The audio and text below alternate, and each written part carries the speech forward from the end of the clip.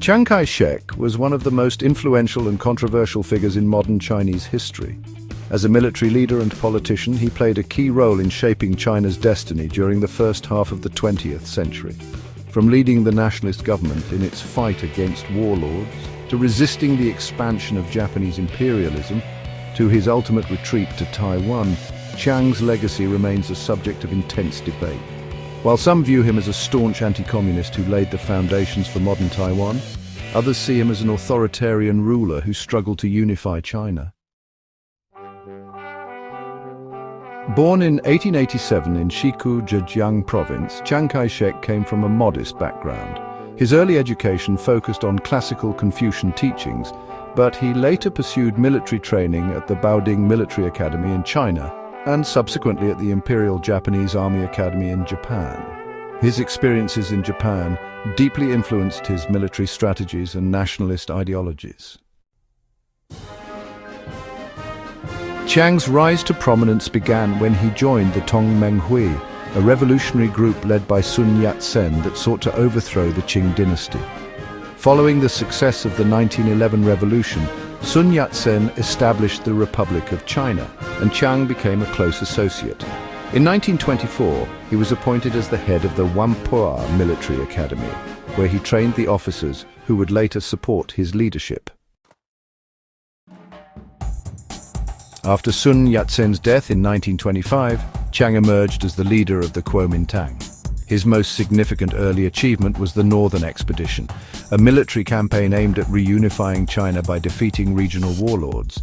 By 1928, Chiang successfully established the Nationalist government in Nanjing, marking the beginning of his rule over China.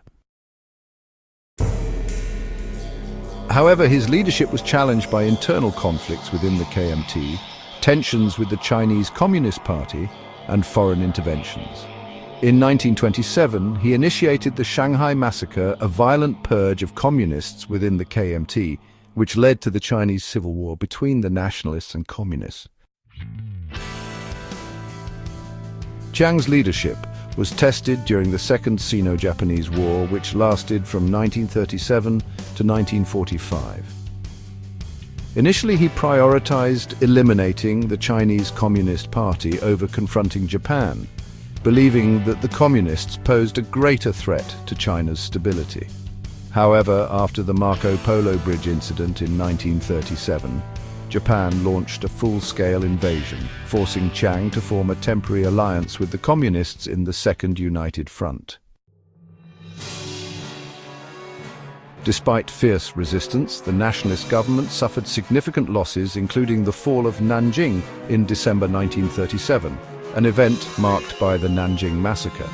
Chiang relocated the government to Chongqing and continued the war effort with support from the Allies.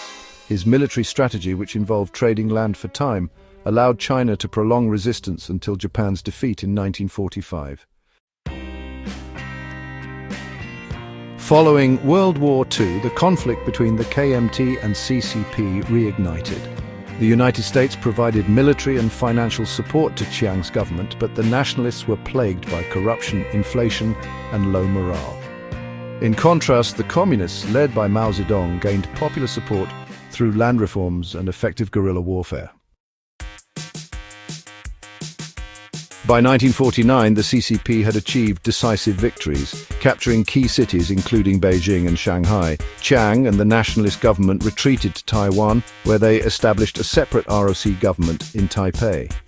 This marked the beginning of the cross-strait division that persists today. In Taiwan, Chiang established an authoritarian regime under martial law. His government emphasized economic development, military preparedness, and strict anti-communism, while critics condemned his suppression of political dissent during the White Terror. Others credit his leadership for transforming Taiwan into an economic powerhouse. Chiang remained president of the ROC until his death in 1975. His legacy remains divisive. In mainland China, he is largely portrayed as a failed leader who resisted progress, while in Taiwan, his contributions to economic growth and national security are acknowledged despite his authoritarian rule. Chiang Kai-shek's influence on modern China and Taiwan is undeniable. He played a crucial role in shaping China's early 20th century history, from unifying the nation to leading its resistance against Japan. His eventual retreat to Taiwan allowed for the development of a separate Chinese state that continues to be a global economic power. While his legacy remains debated, his impact on Chinese history is lasting and profound. For more bite-sized bits of blistering history, please like and subscribe.